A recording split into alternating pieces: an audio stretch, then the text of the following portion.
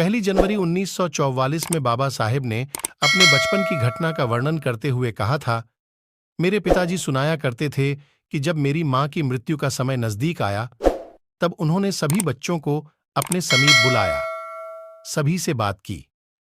मैं सबसे छोटा था, इसलिए मैं सभी का प्यारा था, इसलिए मुझे अपनी गोद में बिठाया और खूब लाड़ प्यार किया। मैं स्वभाव से बड़ा ही नटखट था, बालहट भी मुझमें खूब थी, इसलिए मुझे समझाया कि मैं किसी को तंग न करूं, मुझे अपनी पढ़ाई लिखाई में ध्यान देना चाहिए।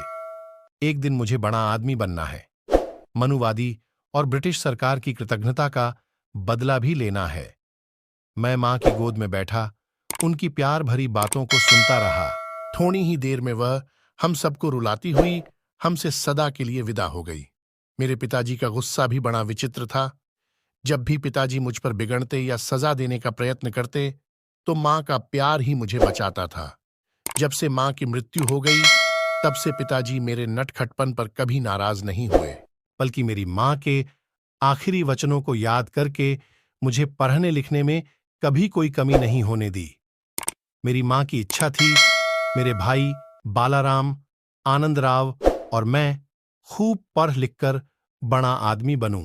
बाबा साहेब डॉक्टर भीमराव आंबेडकर राष्ट्रवादी और सच्चे देशभक्त थे। उन्होंने अपना सारा जीवन राष्ट्र की सेवा व भारतीय समाज में फैली जातिवाद व अस्पृश्यता जैसी बुराइयों को खत्म करने में लगा दिया। वह भारतीय स्वतंत्रता के प्रबल समर्थक थे। बाबा साहेब का मानना था, राजनीतिक स्वतंत्रता से पहले सामाजिक व्यवस्था में परिवर्तन जरूरी है।